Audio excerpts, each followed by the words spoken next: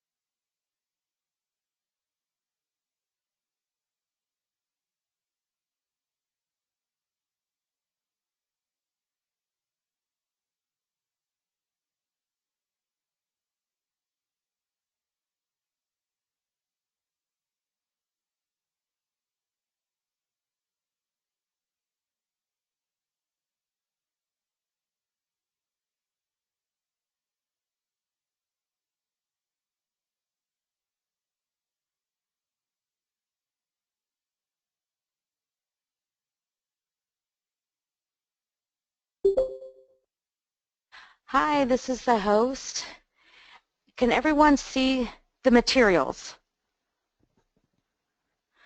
I see that there are some issues. There's a materials tab.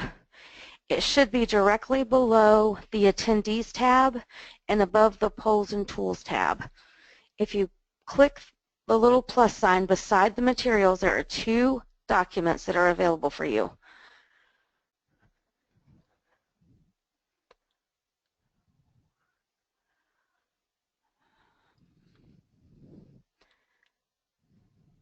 Do you have your, I see that people can't see them.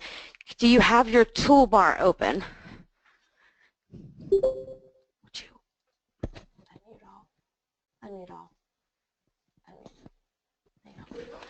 All right, everybody should be unmuted. Can anybody see the materials? I don't know. You don't see the materials? Okay, do you have your webinar toolbar open? Yes. Yes. Okay, can you see the, there's a tab called Materials towards the bottom.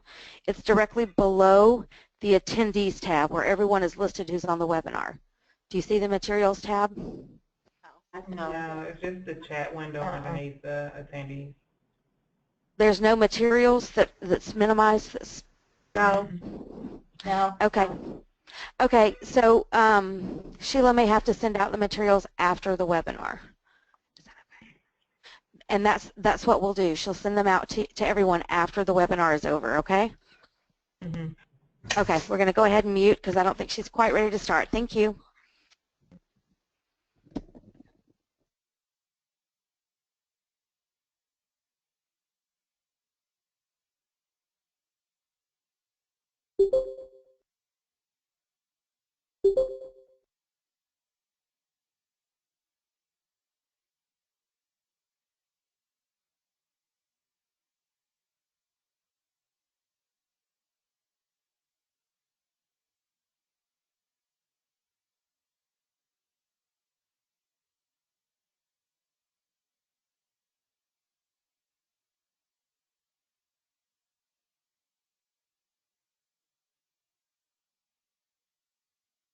Okay, everyone, we're going to go ahead and get started. I know there are people still popping in, but to be mindful of those of you who were on time, we're going to go ahead and get started.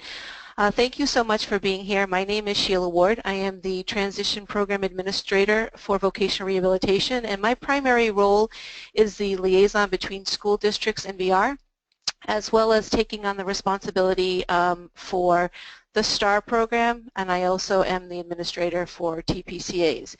What we're going to be doing today, as well as the next 3 sessions, this is an opportunity for us to review updates on STAR, to talk about where it is that we're going, and then I think the primary focus for these next 4, as well as the subsequent ones that will happen in December and January, is for you to have someone to be able to ask questions of.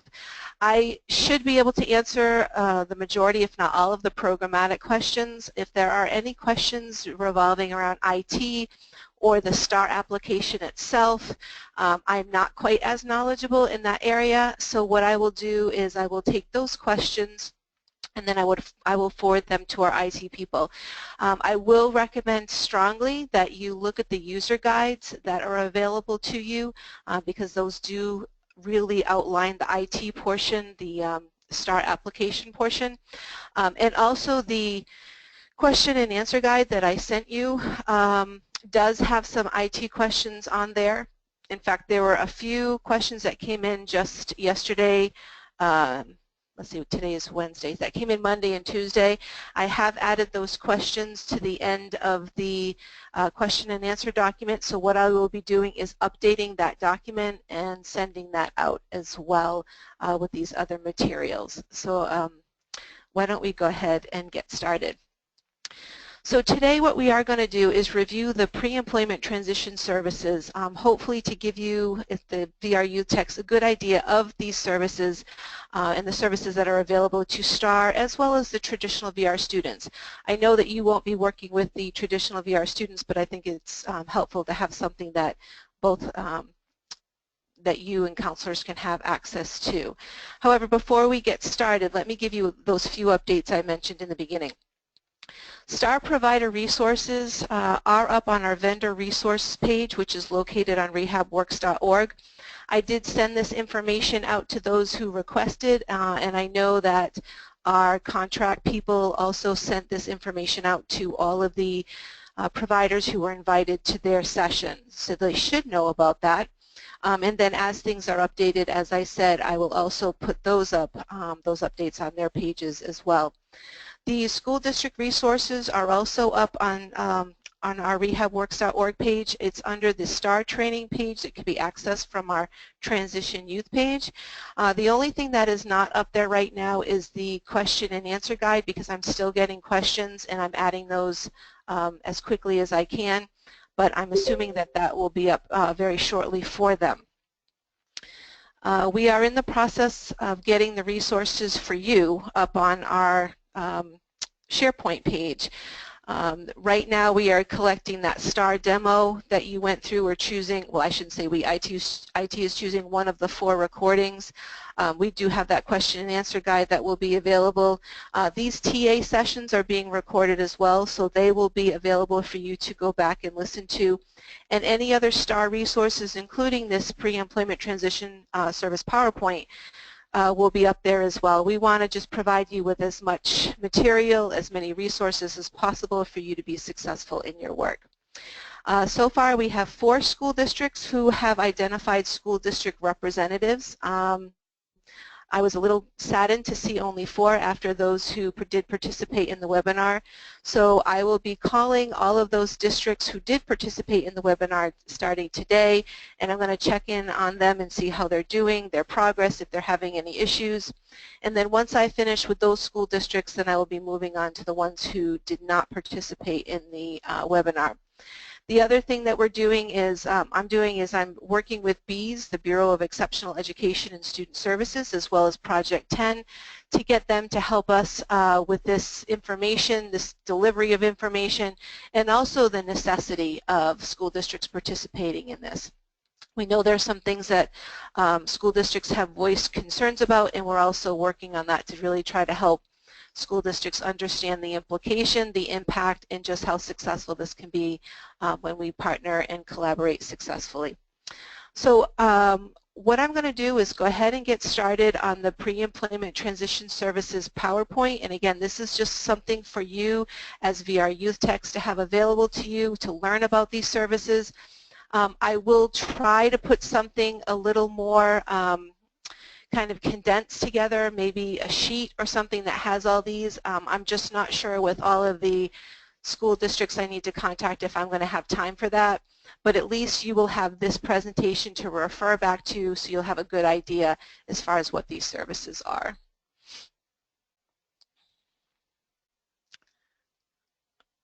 Okay, so we have 4 main pre-employment transition services that we're offering under WIOA for both the STAR students as well as the students who go through the full VR process. And as a reminder, students in the STAR program are those who do not have to go through eligibility, application or eligibility. These are students who have a disability and are identified by the school district as having an IEP or 504 plan. They are currently in high school or post-secondary education or training, and they have not yet reached the age of 22. So these are things I know we've talked about before, but just so you have that refresher. So the first service that we're going to talk about is career exploration counseling, and this includes the aptitude and interest assessments, the comprehensive vocational evaluation, on-the-job evaluation, which is also known or referred to as situational assessment, and Discovery 1 and 2. We're then going to talk about work readiness trainings, which may be referred to as pre-placement trainings, community-based work experiences, which are those on-the-job training services, but we need to keep in mind that we're talking about on-the-job training services for youth, not adults. And the difference we'll talk about in a little bit, but primarily the difference is with OJTs with adults, we're focused on our customers getting to work. OJTs for youth, we're focused on them getting work experiences. So 2 very different end results. And then the last service we're going to talk about is self-advocacy training. Please know, and I will say this later on in the training as well, that this self-advocacy 2-part course is not yet available. We're just in the process of getting it put into RIMS now. So the providers have been made aware, the materials, the curriculum, the rubric has been developed. I'll share that with you also. But as far as actually getting it into the system for a service that the school district representatives can choose, we're not yet there at that point, but we're hoping that will happen quickly. All right, so let's get down into the kind of the main focus of these aptitude and interest assessments. So the first thing is to understand what they are. The aptitude assessment really is designed to determine a student's ability and in a particular area or field of knowledge. So what is their aptitude? What is it can they do? The other is the interest assessment, and this is a way for us to be able to kind of identify students' likes and dislikes in regards to vocation, also looking at different activities and attitudes. So what do the students like to do? What do they not like to do? What are some of the things that they're good at? What are some things that they don't feel that they're very good at? And then that's kind of put together. So the aptitude and interest assessment is like the first level, and all of that information is put together to try to help students begin to start making some career path decisions.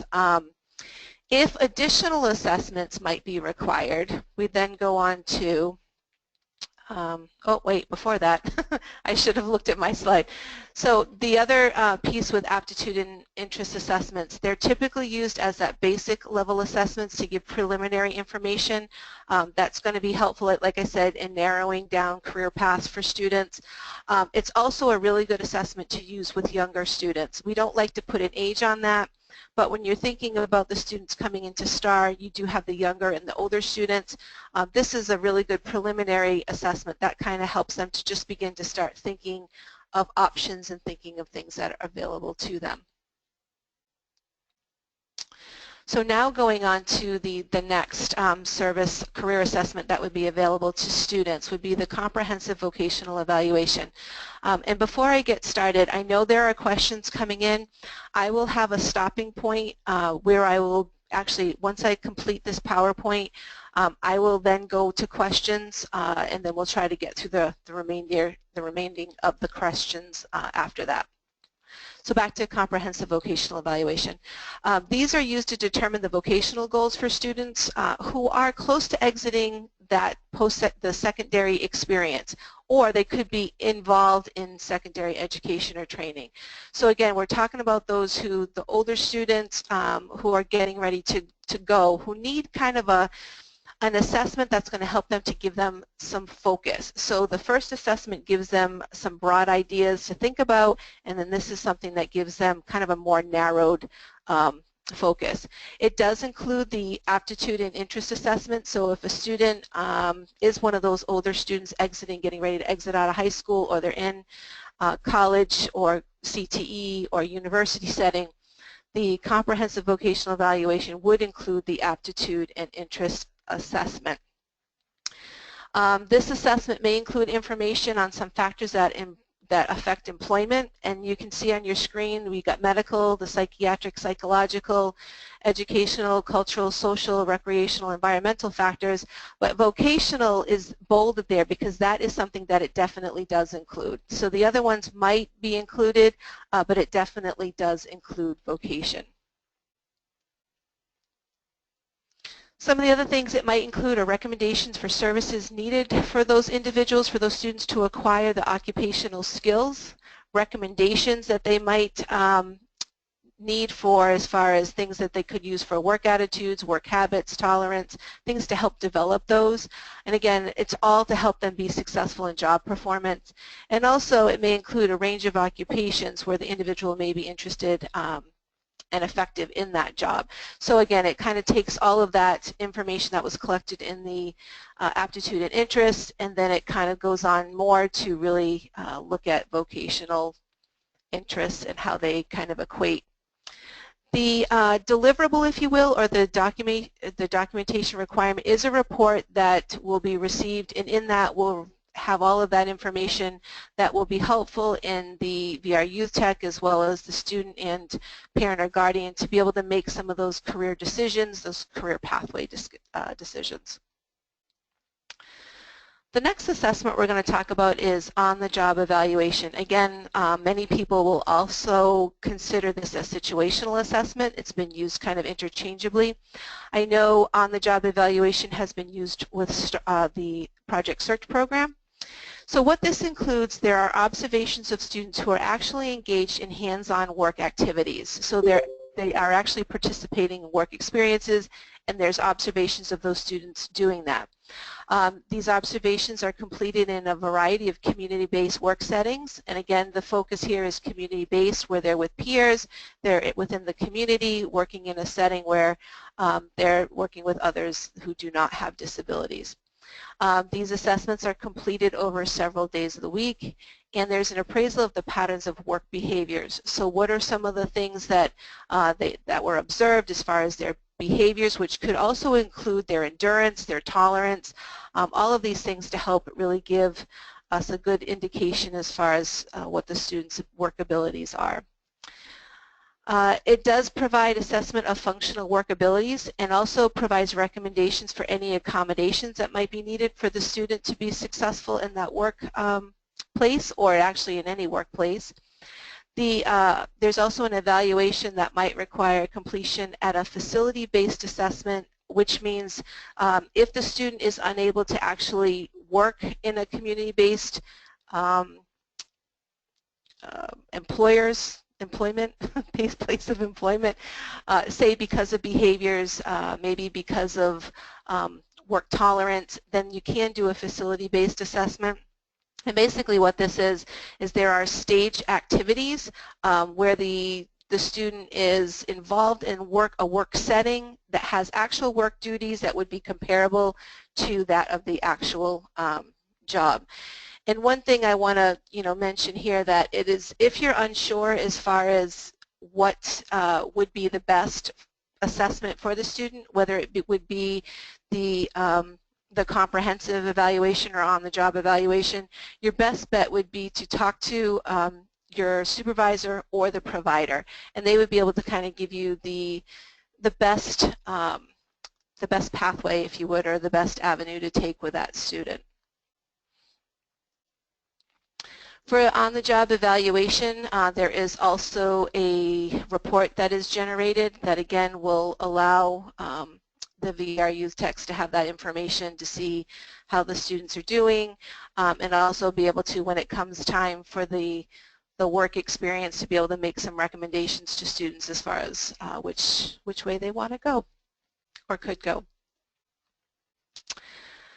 The next assessment we want to talk about is discovery, and we do have Jan Pierce here with us, our internal expert on this. So if there are questions specific to discovery, she'll be able to answer those if I'm not. So discovery provides, it really is a creative way and an alternative way for us to be able to determine students' strengths, needs, and interests. And usually the students that we're talking about are those with the most significant and complex disabilities. I've often heard it referred to as for those students who have often been questioned as to whether or not they could work. And then this is an opportunity for us to find a way that they can work. So who would benefit from discovery? Again, those students with the most significant or complex disabilities, students who may not perform well using those traditional evaluations. When you think about those assessments that are done, the comprehensive, or it might even be the aptitude or interest inventory, a lot of those are paper-based, and you're going to have students who may not necessarily be able to complete those. So this is something where, because it's observation-based and interview-based, they can get that information that they need in order to be able to make some suggestions. Students who may not have been successful in earlier supported employment attempts would also be applicable for discovery, and any student who might require an individualized approach to employment who will require supported employment services. Again, this is really thinking about the customer, that student, and what it is that they need in order to be able to help them make good decisions about career options for themselves. In thinking about the logistics of discovery, it is usually a 16 to 24-hour process of direct service time where a discovery provider is working directly with that student. It requires 6 to 14 weeks at minimum to complete the process. So it is quite a detailed process. And in looking at this discovery assessments and what comes out of that, again, there's a whole lot of rich information, and it takes time to be able to get to know the student and what the student is able to do, their strengths, and maybe some of the accommodations that they might need in order to be successful. In Discovery 1, a profile or staging report is created, and again, this provides a great deal of information on the student. Discovery 2 is additional hours, and it's identified as up to 15 hours that if the discovery provider does not have enough time within the time allotted to create that profile or staging record, those additional 15 hours can be given to them to provide that. So Jan's saying if there's more activities, more observation that is required, that can happen in those 15 hours. The other thing to keep note, though, is if there is an indication that Discovery 2 will likely be required, that additional time, that Discovery 1 and 2 should be authorized together to make sure the process is able to be completed. As far as the discovery documents, again, the things that are produced at the end of discovery, there are 2 approved documents for discovery. The first is the profile, which I mentioned, and the second is the staging record. Just please note that both formats, depending upon which ones are used, are acceptable documentation of the discovery services. And as far as the 2 types, it depends on which program that the provider goes through.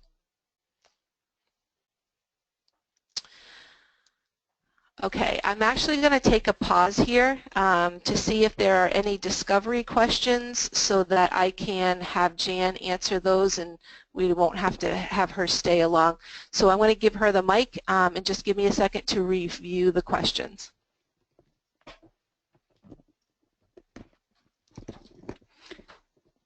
Good morning, everybody. This is Jan.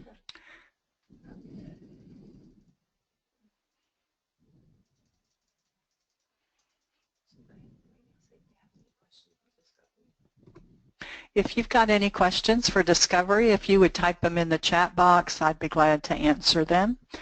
And if you're like me and you think about them later when you're doing your first discovery case, then feel free at any time to call me at headquarters, and I'll be glad to help you with anything related to discovery and to supported employment, because we really look at those services as being connected, in that we hope if somebody goes through discovery, it gives us enough information to refer them over for supported employment so they can keep the employment process going in a positive manner. So our first question is, wouldn't those students that would be referred to discovery be better served in the general VR program? It just depends on the individual, and they certainly, if they apply for the general VR program, discovery is an option that's available both in the regular program and in STAR. So it depends what you think they might need, and typically we do think of people that may need discovery as going on into supported employment, which would then have to become a VR service. But at this point, you may just be gathering as much information as you can, and you may, after looking at the discovery profile, see that you think, that they are going to be fine going forward with other services. So, there's definitely the option to do it under STAR or under regular VR. Okay, the next question. So you only do discovery or the vocabals, not both? That is our usual recommendation, and it's because when you look at discovery, it doesn't answer the question, can the person work?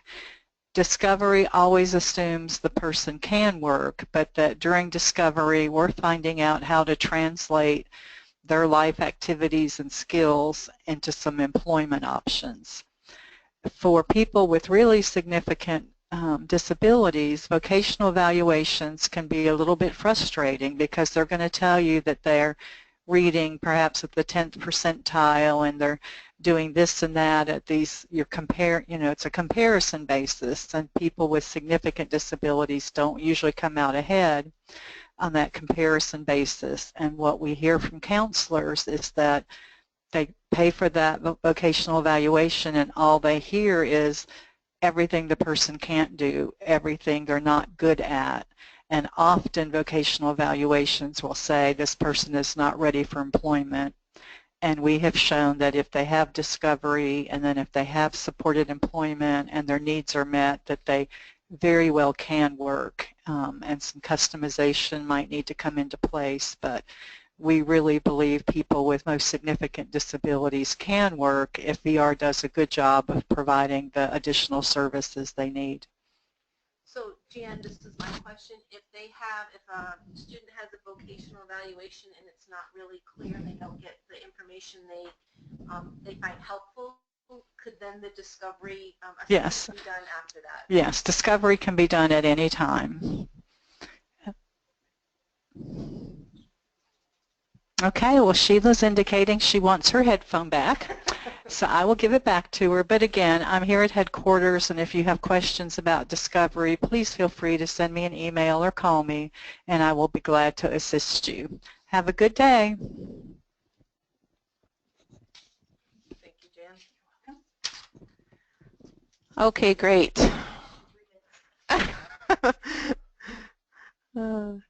Okay, so let's go ahead and get started. Again, there we go. Okay, so now we're going to be, someone just asked what was her name again. That was Jan Pierce. Jan is our transition administrator who is heading up the discovery, supported employment, customized employment, as well as 511, which is something that you'll hear about at a later time. I do have actually, I can give you her email address. Actually, you can get it being on our Outlook, but it's Jan Pierce, P-E-A-R-C-E, and Jan, J-A-N, her first name. And actually, let me look on I don't have everyone's phone numbers memorized, but Jan's number is 245-3302. All right, let's go on to work readiness training, which is also known as pre-placement training, and I believe that is how it is identified in the STAR application. So this is a 20-hour course that really focuses on social skills, employability skills, and those work readiness skills. These are skills that students, when they have them, can be applied to any job setting. They're not career or job specific. So these skills, as you can see on the screen below, do involve a number of different things that no matter what job they're going for, they'll be successful in having these. The other thing about these pre-placement trainings is they're also looking at incorporating feedback from employers, because sometimes students have a difficult time with that. So this is something else that they're going to be including. And in thinking about these pre-placement trainings, they can be customized to the individual student's needs. So when we're talking about, and I just see a boo-boo, it shouldn't be the VR counselor, it should be the VR youth tech. So I will fix that, I apologize. Because the VR youth tech will be having conversations with students as well as having conversations with parents and guardians, they will get a good sense as far as what some of the other needs might be. So for instance, if grooming is an issue, attendance is an issue, maybe students are having issues with understanding the pros and cons of social media. These are all things that can also be incorporated into pre-placement trainings.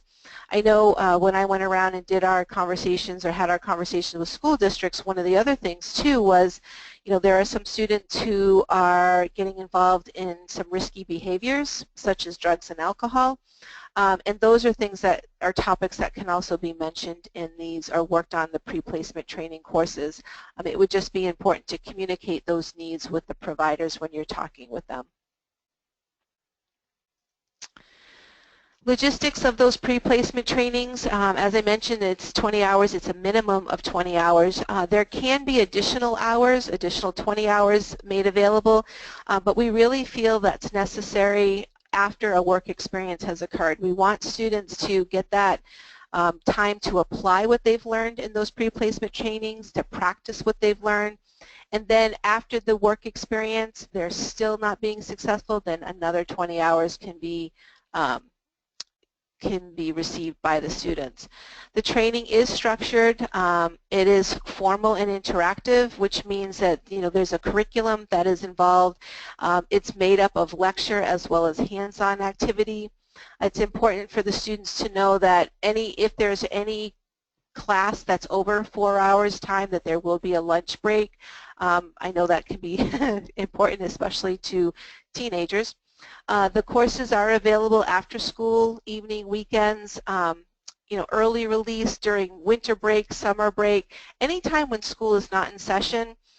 We have started having conversations about, the possibility of during school, but with the primary focus on graduation requirements, it's really difficult to offer these kinds of things during the school day when they have so many academic requirements to fulfill.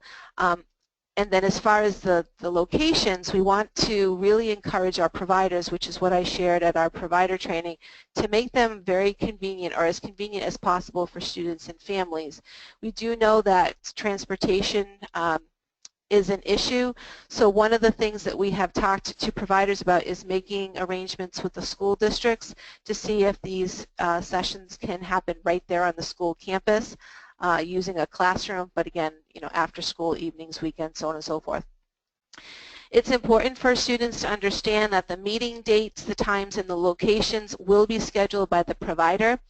And providers, as far as I know, with conversations I've had, they are looking at being very flexible and coming up with times that are best for students. And then as far as locations, if the school district isn't going to be an option, looking at some community kind of locations such as the library, Boys and Girls Club, YMCA, if there's a community center, or even if there's a faith-based organization, a church that might have a community room, might have a classroom available, those are all things that our providers are looking into, again, just to try to make it as convenient as possible for students and their families. As far as the documentation requirement for pre-placement trainings, a student survey must be completed by the student for them to be able to provide feedback, and then there is a report that is created. So the provider will write a report of the student. The course itself is not a pass-fail kind of course, it really is just looking at how the student did, what are areas that they succeeded at, what are some of the areas they struggled with, maybe if they missed any portion of the curriculum because they were absent, any recommendations as far as future courses, things that they might need. Those are all things that are included in the report. So now we go on to the community-based work experiences, which again, when we're talking about our STAR application, is going to be called on-the-job training.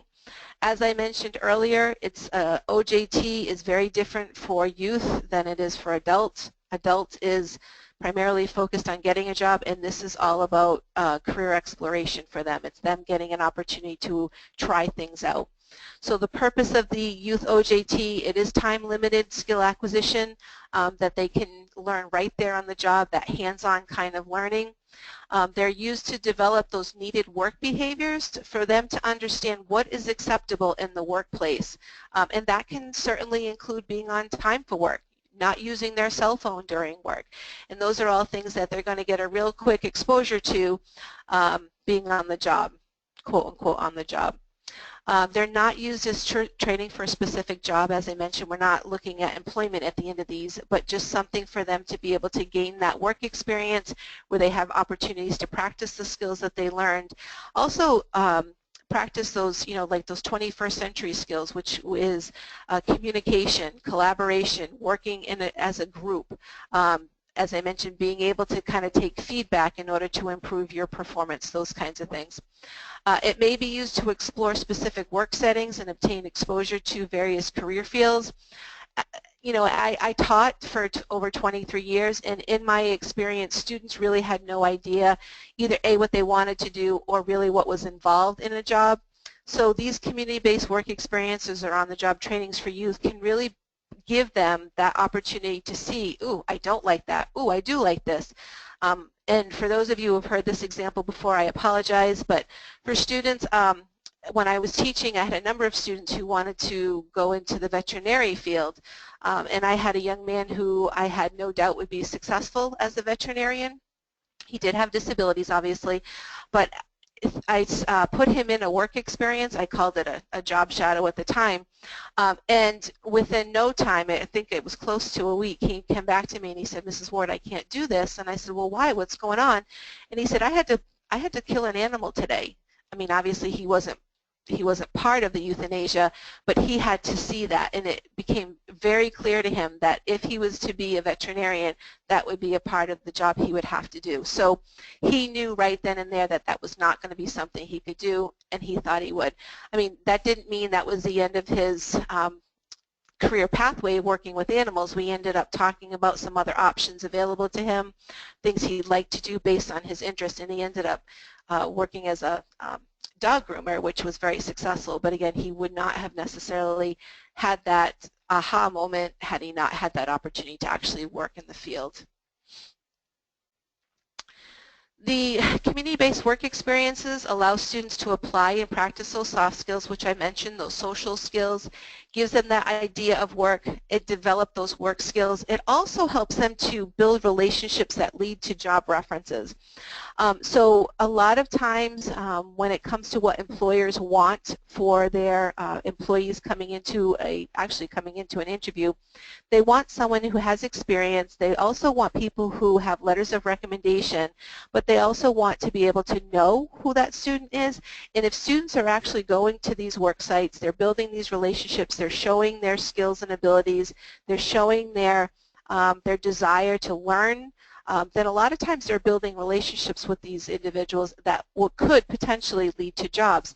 And if there are no jobs available right then and there, it is something that they could possibly or potentially do a reference for that student to a future employer.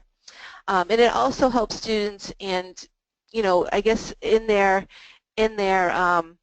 work setting, to identify any things that they might need in order to be successful, so those work accommodations, because again, that's all very, very important for self-advocacy and looking at what students might need to be successful.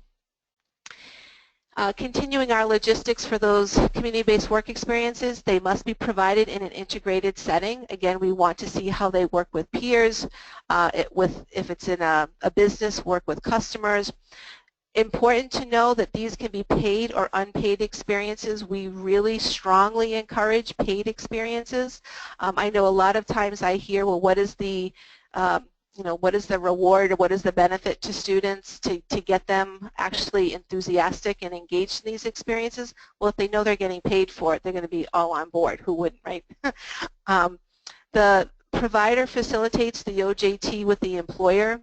They also work out all of the logistics as far as the pay and those kinds of things. Not the actual pay amount, but the payment, which would also include their taxes and workman's comp and all of that stuff, which is covered by the provider. Determine the setting of training collaboratively with the student and or the family. So it's not something where you as the VRU tech have to say, well, this is where you're going to go, or where the provider would say this is where you're going to go. It truly is a collaborative kind of effort to really get that placement of an employer where it's going to be feasible, beneficial to the student. It's a place he wants to go or thinks he wants to go or she wants to go. And then if it ends up not working, then you kind of go from there and look at other arrangements. One of the things that I want to mention, just so you're aware, although the providers are aware, the community-based work experiences on-the-job trainings for youth, we kind of give a minimum of 24 hours.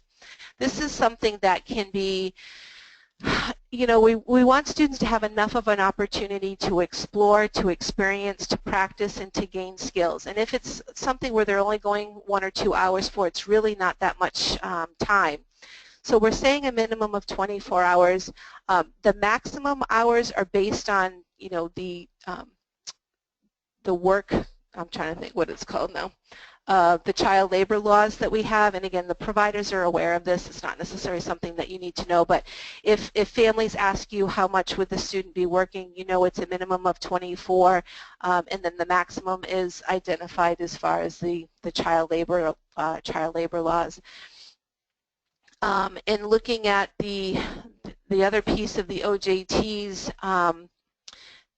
again, I go back to that focus is on work experience, not employment. Just that's something we really have to kind of try to hit home for ourselves to get that understanding, as well as students also. And then as far as the OJT identifies specific skills the students will receive. So what we mean by that is if there are certain things that the student wants to learn, if the student says, I'm very shy and I need to kind of work on my expressive skills, that would be something that could be shared with the provider so that they know that there are specific things that the students are also hoping to work on. As far as the OJT for youth, the documentation that is required is the OJT plan and agreement, and they must align, the plan and agreement must align, and then there's an OJT final report that would get submitted. And again, it's just information that helps you to, helps the student, the parent, and as the VRU tech to see how the student made out, what are some areas of concern, what are the areas of strength, and then if there are some things that still need to be worked on, that's when the pre-placement training might be then accessed again for the second time. And then we go on to self-advocacy training. So just so you're aware, this is a two-course, and it's a product-driven series. And these individuals who go through these courses, it will help them to learn how to speak up for themselves and make decisions that affect their lives. Self-advocacy is one of the most important things as far as I'm concerned when it comes to students, because if they have those skills, they can pretty much do anything. But if they don't know about their disability, they don't know their strengths, they don't know the things that they need in order to be successful, they don't have the confidence to go out and ask for help or ask questions, then they're almost surely set up for failure. School districts used to be able to do a lot of this work in schools, but again, with the whole focus becoming mainly on academics, less and less of this is happening. So school districts are very excited when I've talked with them about us offering this training, because they feel also it is very important.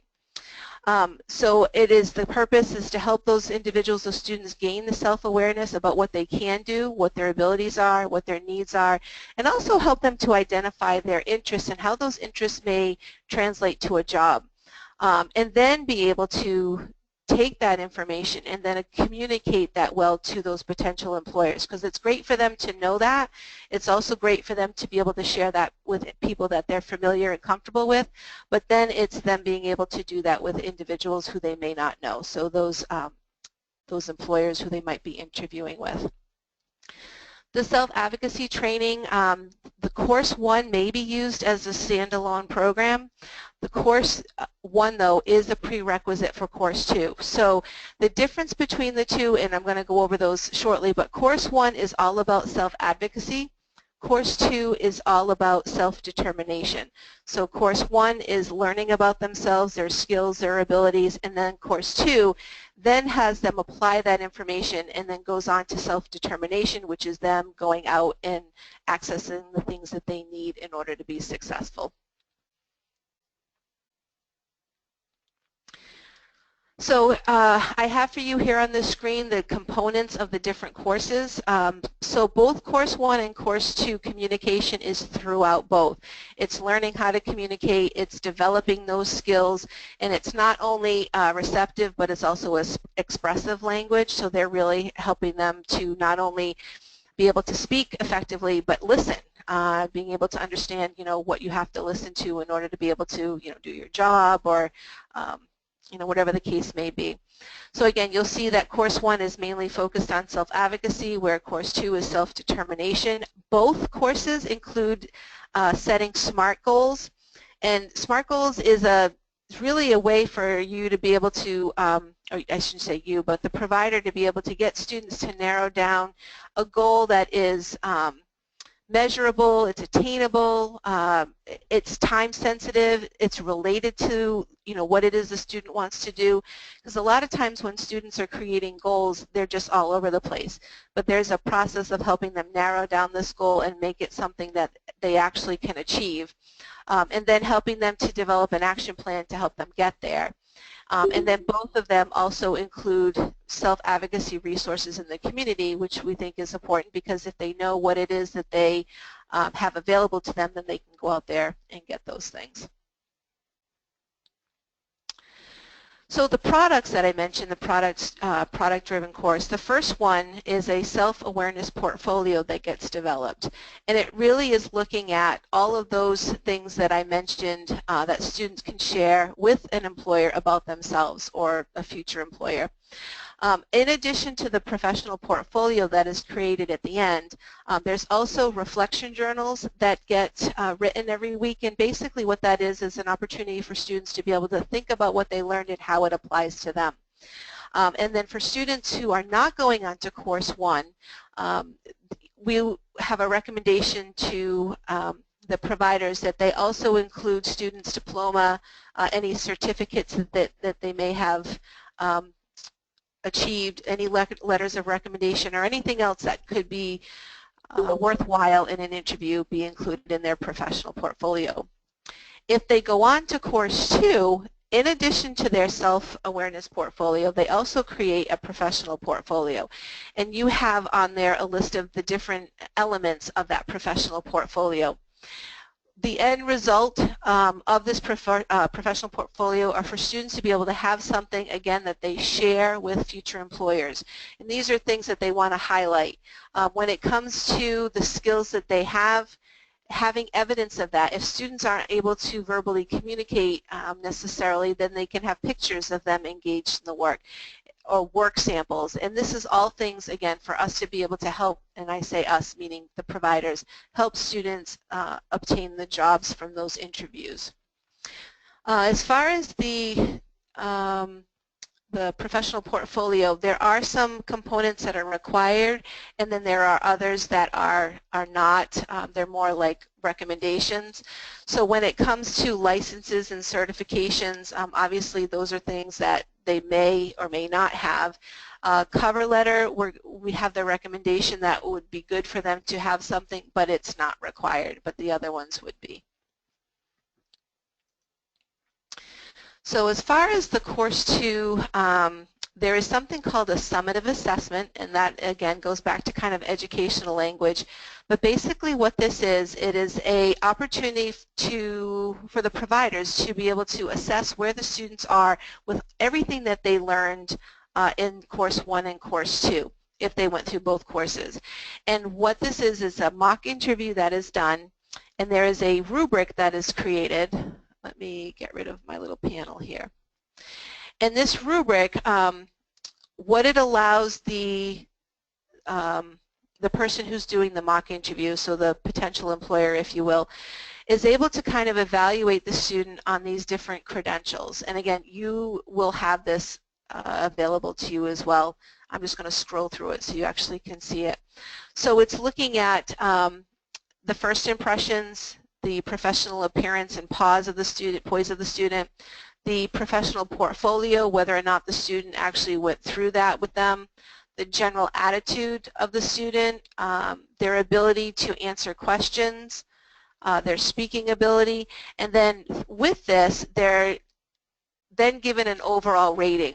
So if it's anything 2 or below, that means that students would need to continue working on that, because what is the end result?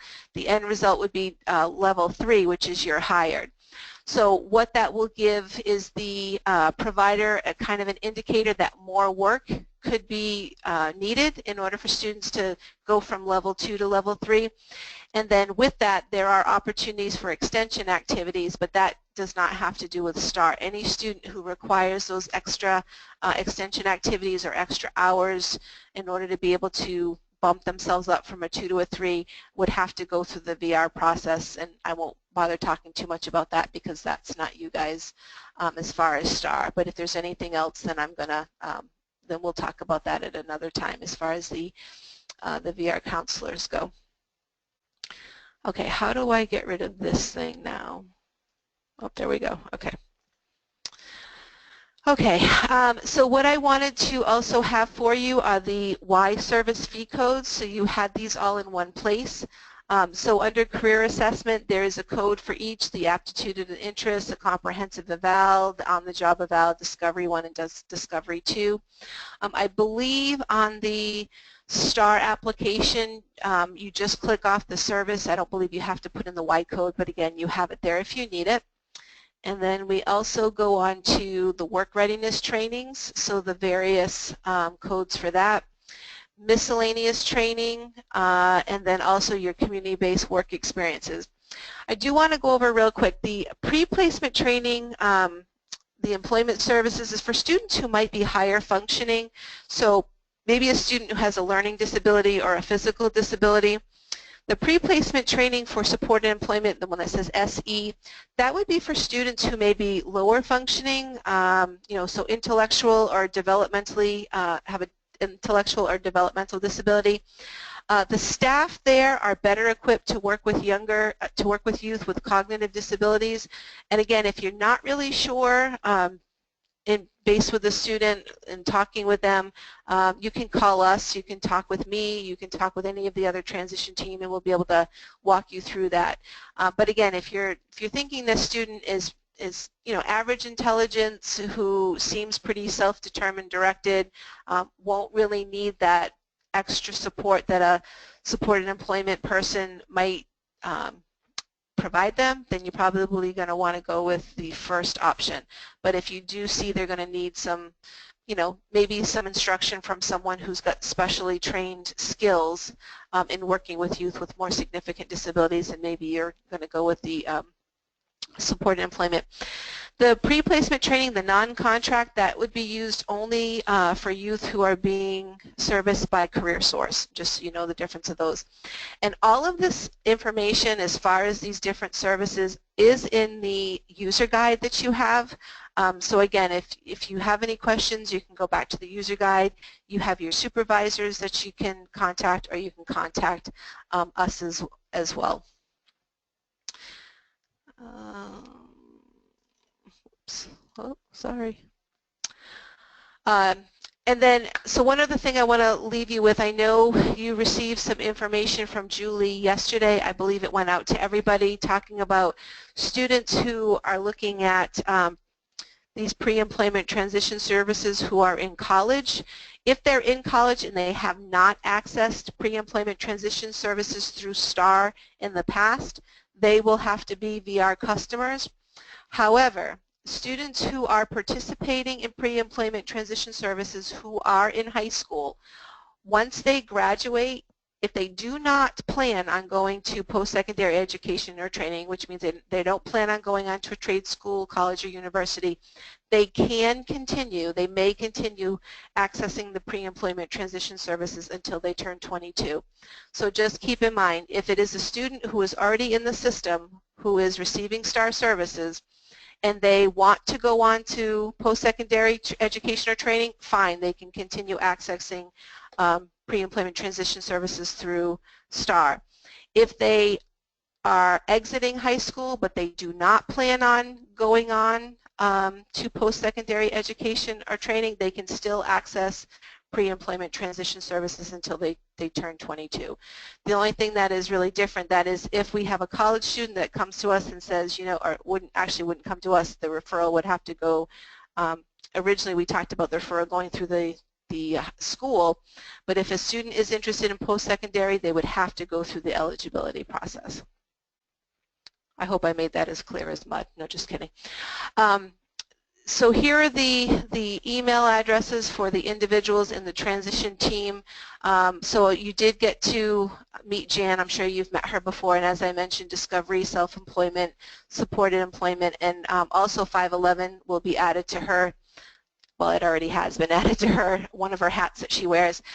Carmen Dupoint is our administrator that handles high school high tech, also the at-risk students. She also is working with Volunteer Florida and a number of other, oh, she also does our provider work too. She's our, is our provider liaison. Regina Rice is involved with Project Search and self-employment. And then again, I'm doing the STAR program, TPCA, and the liaison between VR school districts. Between VR and school districts. And then we have Kirk Hall, who is our supervisor. So that is the end of our pre-employment transition service guide. I hope you found that helpful, and again, something that you can access if you have additional questions about the services. So where am I as far as time goes? Oh, I don't have much time. So let me go through questions. If any of you do have to go, you know, at 11, please feel free to log off. I will continue answering questions. These questions, as I mentioned, will be, actually I don't know if I mentioned it, but these will go on to our question and answer guide to make sure that all questions are answered for everyone. So I want to go back to the beginning and see what the questions are. Okay.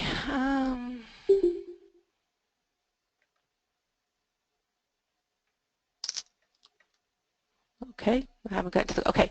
So question is what if they are 14 years old and in 8th grade? So 14-year-olds can be given information on STAR, can be given information on vocational rehabilitation. We cannot start serving them until 15. Remember, it's 15 through 21.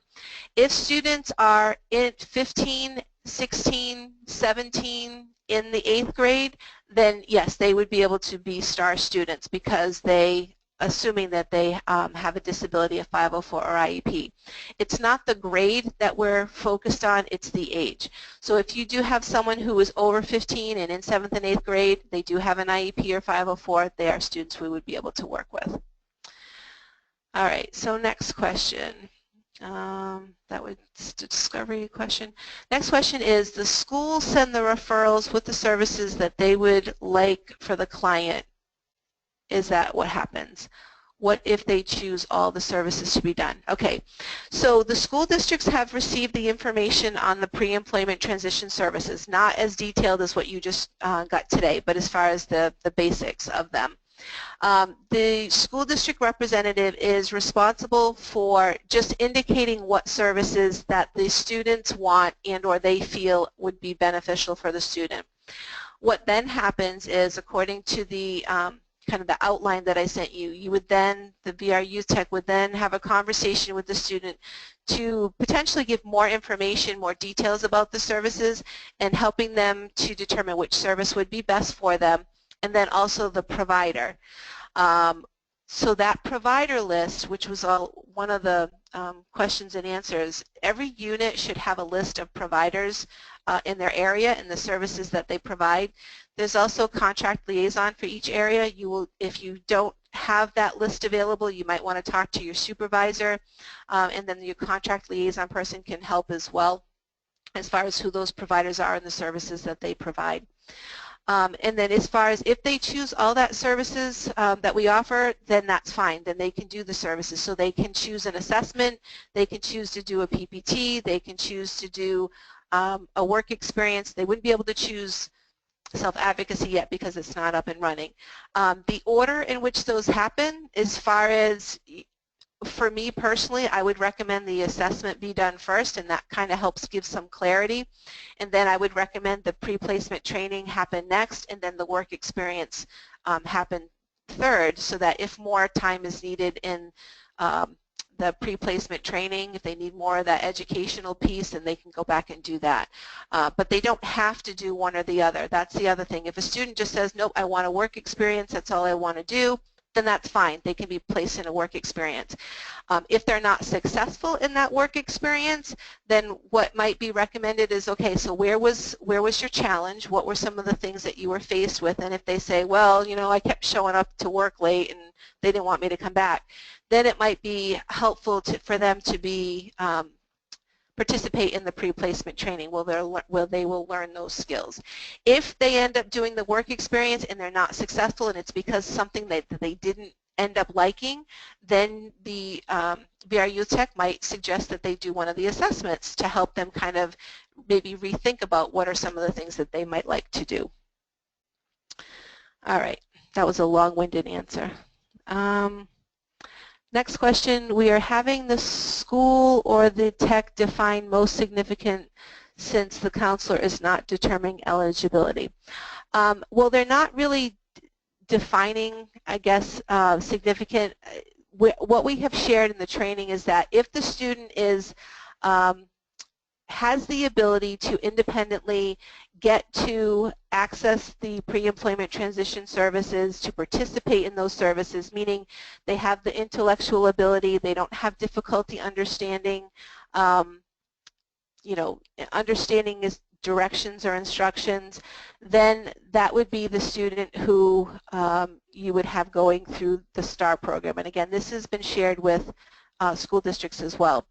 If it's a student who has those most significant disabilities, they do have trouble understanding, they have trouble with communication, or if it's a student who might need any kind of accommodations or additional supports and services that they would get from the VR pathway. So for instance, if they need a translator, if they need an interpreter, if they need transportation, if they're going to need assistive technology or devices, if they're going to need uniforms for any of their work experiences, those are all students who would need to go through the traditional pathway.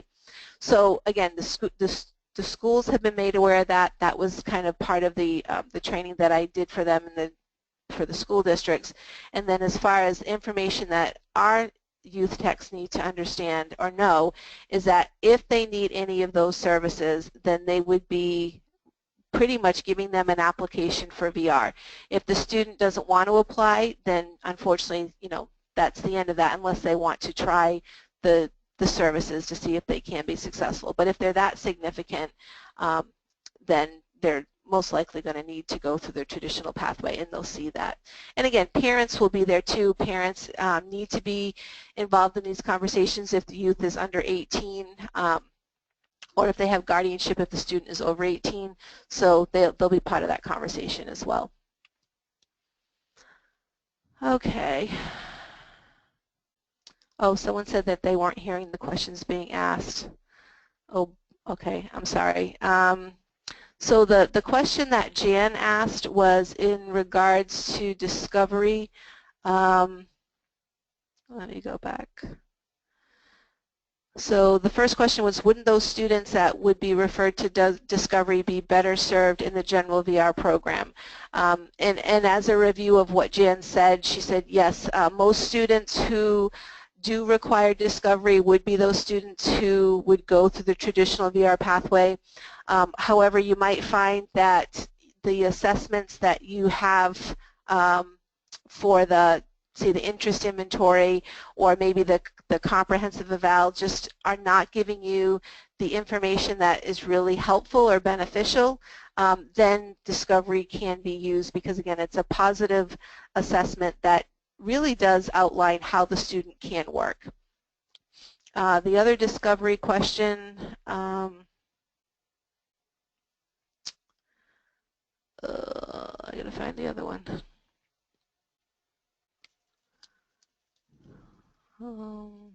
Oh, the other Discovery question, so you only do Discovery or the VocEval, not both. And what Jan was saying that is they can both be done.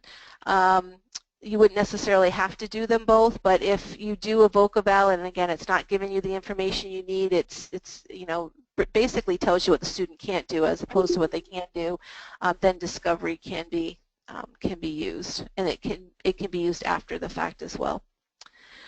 All right. Next question, the schools had asked about the STAR Tech doing a PowerPoint with a group of students about STAR and what it is about trying to get the students excited about doing STAR. Is there a PowerPoint we can use or do we create our own? So the VR Youth Techs, I will create something for you. I'm trying to get all of these materials together, so what I will do is you do have the brochure that got sent out to the school districts as well as you have. I will put something together for you so that you have something to use. It would be, I think, in our best interest to have a consistent message throughout the state. So let me get something put together for you, and I will put that on our resource page, but I'll send out an email letting you know that that's up there. And if you have any questions about that, then let me know. But I will keep it very short because I know that attention spans tend to be limited, and the meat of the conversation I think is with questions and answers. So I'll put something together for you. It will be short and sweet and to the point, but something that you can use to at least start the discussion with students and families. Next question is, how many different OJTs can be done? There is no there's no limit on OJTs, so those community-based work experiences, students can do as many as they need in order to be able to make those good decisions and also to be able to gain the skills that we talked about. So if they need to do, 3 or 4 of them, then great. If they need to do 1 because it's taking them longer to be able to kind of acquire the skills that they're able to access or learn at that particular job site, that's fine. They really have flexibility. I mean, we don't want kids just doing these things for no reason, obviously, but if they can engage in these work experiences, they're gaining those skills, they're gaining confidence, they're gaining self-advocacy skills, they're being able to use the information to make informed choices, then let's go ahead and have them continue. Next question is, who's going to do the self-advocacy training?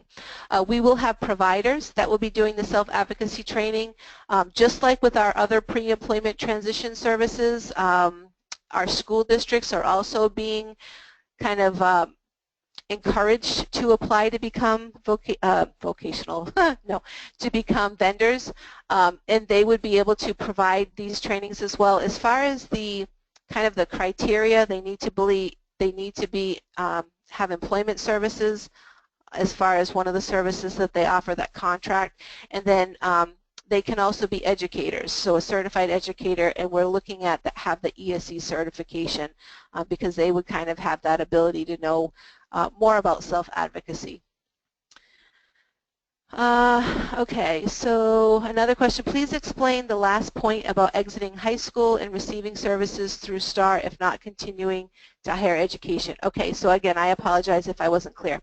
So students who are already in the STAR program, they are getting ready to graduate, they want to continue STAR services. They can, as long as they are either A, going on to college, post-secondary education or training program, but they don't have to be going on to a special education, oh my gosh, not a special education. They don't have to be going on to a post-secondary education or training program. So again, if they're in high school, they're receiving STAR services, they're getting ready to graduate, they can continue those. If they're going on to post-secondary, they can continue those even if they're not going on to secondary, post-secondary education. The only difference is they, well, for everyone they would end when they turn 22, but if we have a student in post-secondary who has never, ever, ever applied for STAR, meaning they never looked at having a referral done before, they would have to go through the VR process. So this is they have no prior history with VR, they have never done any STAR program before, but yet they want to look into accessing pre-employment transition services. If they're in post-secondary, they are going to have to apply to VR. So it really does open up those options for students. Hopefully I cleared that up a little bit. Next question, have the schools in Area 4 been trained to do the STAR referrals? Well, Kimberly, I will tell you that the STAR training went out to all school districts a few weeks back. I don't know off the top of my head if all of the schools in Area 4 are actually who did go through the training. So what I'm going to do is when I finish the call, I will actually create a spreadsheet for you so you know the schools that did go through the training as well as who the school district representatives are. And I will make that available to everyone, and I'll update that as people get on board so that you'll know. But like I said, any schools who did participate in the training but yet have not gone through and identified school district representatives, I will be contacting them starting today. And once I finish all of them, I will then go on to the school districts who did not participate in the training. And as I mentioned, we do have B's support as well as Project 10 support to get these schools on board. Okay, next question. Please explain what miscellaneous training is. So miscellaneous training is, how it's been explained to me, is a training that helps students prepare for like a class. So, and that's all it would really be. So if you have a student who's going to be going on to, I'm trying to think, say one of those post-secondary programs, so one of the TIPSID programs, or going on to some kind of a higher education program, and they need something to help them prepare for that, that is what miscellaneous training would be. Right now, there's probably not a whole lot of reason why miscellaneous training would be used. And again, this information is in your user guide. If you have any question about miscellaneous training, if you have something that you think might be a miscellaneous training, give us a call. We'll talk to you about it. But in most cases, it's not going to be, because the services are pretty specific as far as what is available to these pre-employment transition services that are being accessed by the youth. So again, if you have questions about that, something specific, give us a call and we'll talk you through it and see where it might fall. Okay, I think you said it already, but is the PowerPoint available to print? Well, again, we thought it was in the Materials tab, but I will send it out to everyone, and it will also be uploaded onto the our SharePoint page, so you can access it that way. Okay, when will STAR go live for referrals? Well, it already is live. So school districts, as long as the school district point of contact has identified their school district representative, and like I said, 4 school districts have, those school district representatives can start making referrals. I don't believe anyone has yet, but as far as our system goes, we are good to go, and we can be receiving referrals at any time. I think now it's just getting the school districts, as far as getting them on board, comfortable with the system, and then getting the students to come in and make the referrals. I think one of the key points is going to be, though, that as VR youth techs, we're going to have to do a really good job of getting the information out and being available to answer questions for students and families. As was mentioned in the procedural expectations, you should be getting out there on a regular basis, talking with students, bringing materials with you to either be able to meet with students, be able to meet with families, maybe do informational sessions, orientation kinds of things. The more opportunities you have to share the information, the more referral interest there will be, and the school district representatives putting that in the system, because that's what we're all waiting for now. We're waiting for those referrals to come from the schools. Our providers are waiting for the referrals to come from us, and all of that kind of starts with us getting that information out to those stakeholders. I mean, school districts do know that that's part of their responsibility, but we do know we're asking an awful lot of them to put these referrals in for us. So the more we can do to help them out is, as far as getting out there, getting the information, meeting with students if we need to help them understand services, the better, the faster this will get started. Can the PowerPoint be emailed to us? I have no access to it. Yep, again, I'll take care of that for you.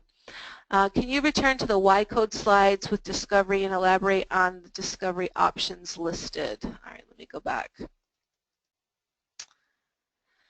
Okay, so Discovery 1 and Discovery 2, we talked a little bit about Discovery 1, well, we talked about both of them, but Discovery 1 is that whole assessment that will allow the provider to identify what skills, abilities, interests the student has. It's comprised of observations as well as interviews, and the observations and interviews are done with people that the student is familiar with. So it could be a teacher at a school, it could be family, parents, siblings at home. It could be an observation is done and an interview is done in a community setting, so it could be a church if there's someone there that they're very familiar with.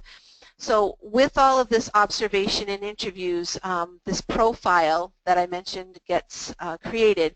If enough time is not allotted, so say the provider needs more time in order to be able to complete these observations, maybe there's more activities they need to schedule. Discovery 2 allows you to authorize 15 more hours to Discovery, which will allow them to complete that profile, if you will. So basically Discovery 2 is just extra time, extra activities that are available to a provider in order to be able to get to their deliverable, which is that, that report that they write at the end.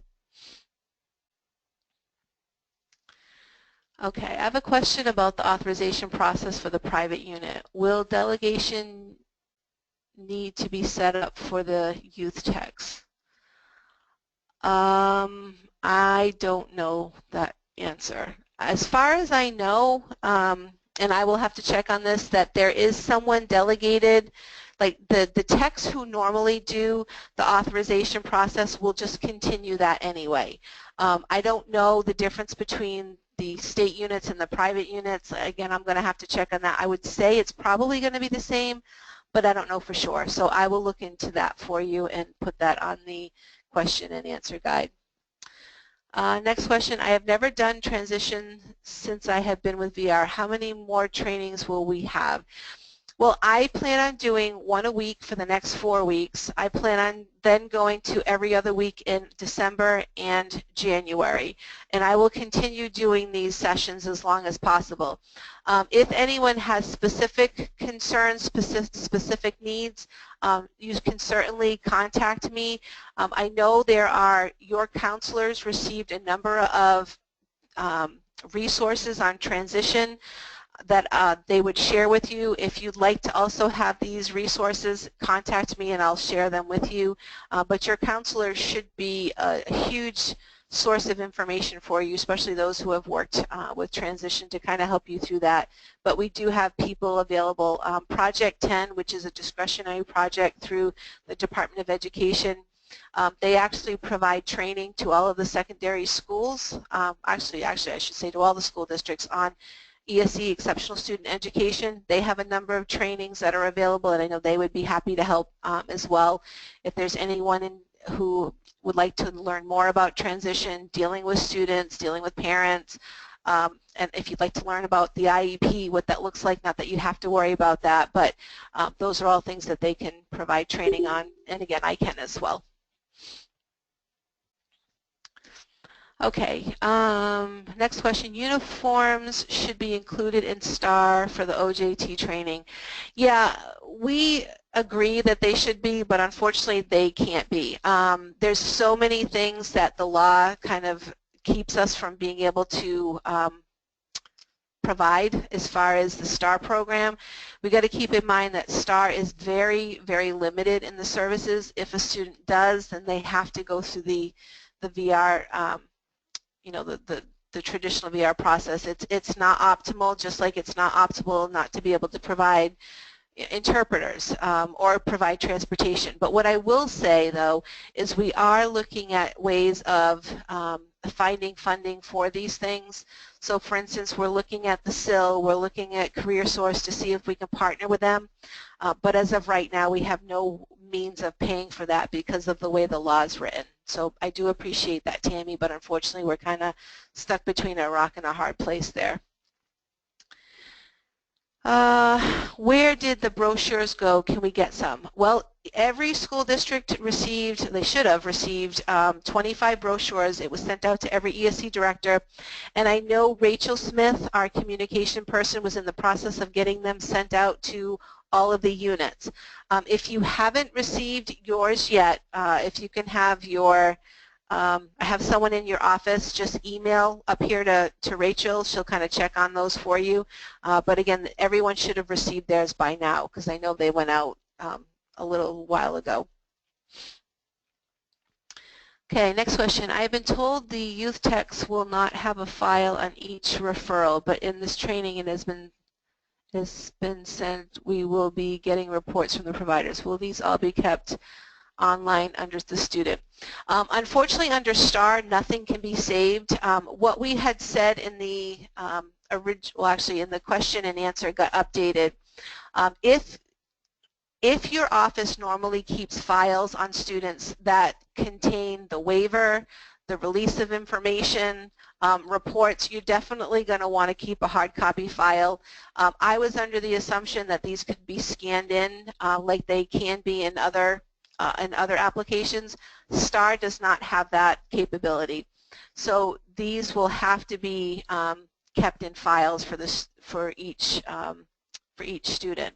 I wish we could do it another way, and I don't know, maybe there's an option to sometime in the future be able to do that, but for right now, STAR isn't designed that way, and that I was told by IT. So for now, unfortunately, you will have to keep a paper file on these particular students. If, again, the waiver is completed, the release of information is completed, and then as far as any reports go, you're probably better just to keep them in a file. And I know there was one question asked about them being locked. If the policy, and I'm sorry, I should know this, and I would assume the policy is yes to keep them locked, but I don't know for sure if it differs from area to area, but it would be the same for this because we're talking about confidential information. Okay, next question.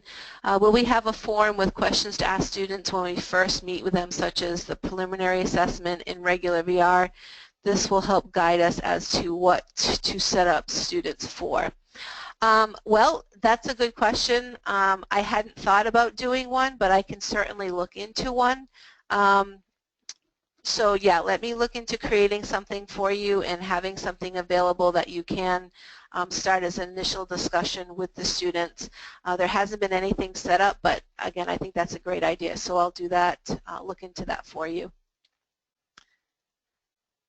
Okay. Where can we find the user guide? So on your STAR application page for the VR Youth Techs, in the top right-hand corner, I believe there is something that says Help, and I don't have it in front of me. But if you click on Help, I believe it brings you to my name. It gives you the 800 number that you can call into and ask for me. It gives you the Transition Youth email address, and I believe it also gives you the user guide. So you would then click on that and it would bring you to that. I'm also trying to get these user guides in wherever we create this on, and we're trying to create a space for the STAR program materials for the VR Youth Techs. I will have those included on that as well, so it will all be in one place, just so you're aware. But I do know that it can be accessed on the STAR portal that you're all able to access. Next question is STAR live for VR and how do we access it? Okay, so as far as STAR, yes, it is live. Each of you should, if you go into, I'm trying to think, if you don't have your portal access, I will include that in the FAQ question, the question and answer guide. I assume that was sent out by IT. But it may not have been, so let me check into that. There is a system that you can go in and try things on. It's kind of like the demo system that Sunny was showing us during the STAR demo. I can send that to you if you're interested, just to kind of try out the system, to play around with it, to learn it. But as far as the live thing, the live link, I assumed that you had it, so I'll look into that for you. Would anyone be interested in getting the trial link, the demo link to work with? If so, just let me know in the chat box and I'll get that out to you. Next question, is the rehabworks.org going to update the STAR referral portal coming soon to live now? Yes, it should be, so I will check into that. I was looking at that this morning. When do you anticipate we will receive our STAR login info? Okay, well I just mentioned that, so we'll look into that since I thought you had already gotten that. So if STAR is live, where is the dashboard located for supervisors and or youth techs? Again, I'll get that information to you. The portal is the same, and I think, yeah, the portal is the same. What will happen is whatever that information is, that link is that I will get you, whatever you have authorization to is where you will be directed. So the one link, if you have the ability to, if you're a supervisor, then you'll have one dashboard that it goes to. If you're a school district, not school district representative, but if you're a VR Youth Tech, then you'll be directed towards your dashboard. But I believe there's only one link that will take both there. But again, I'll find out. I understand some logistics need to be worked out concerning which schools are assigned to each VR counselor, etc. When will the final list be shared with tech? Okay, so right now every school district is, every school and school district is associated with a unit. So when a school puts a referral into STAR, it goes directly to a unit and the VR Youth Techs that have been identified. So what I have started is a listing of all of the school districts, and as they put the school district representatives in, we'll have that. I'll also be able to give you which schools belong to which units, so that way you have that information, because we want this VR Youth Techs to know who the school district representatives are that they'll be working with. So that will be coming as soon as I have that all compiled for you. Okay, next question. What paperwork should be kept for each youth? It now appears there will be reports as well as other documents in the grand scheme of things. Will these be useful? And if the case is opened in RIMS later? Okay, yeah, so again, if a waiver or release of information is done, you're going to want to keep that. All of the reports, you're going to want to keep those things. And then if and when a case is opened, then obviously this information would be helpful or beneficial, because then you'd have a kind of a paper trail as far as what the activities were that the students already did. We wouldn't want them becoming VR customers and having to do these assessments all over again. So keeping that would be very beneficial. So someone asked about login information. Again, I'll get that to you.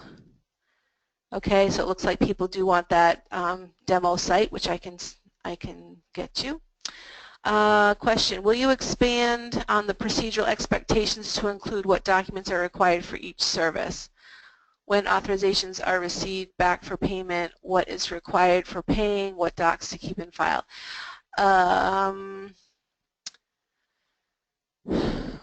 Yeah, I will look into that. Again, the whole thing with authorizations and those kinds of things are not my thing. I'll have to ask about that, but I can certainly do that and add to the procedural expectations document for you so that you have that.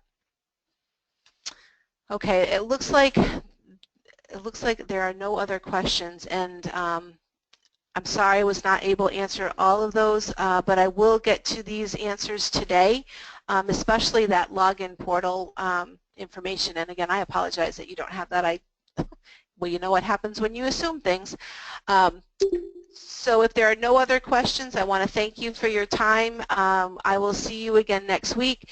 If you have questions in advance that you want to send me that I can make sure I cover next week, please feel free to send them to me and I'll get them already done, all done up for you. And then I'll just keep you posted on updates, and we're going to work through this wonderful process together, and it's going to be a learning curve for everyone, so I thank you in advance for all of your hard work, and just know you're not alone. Thanks, everyone.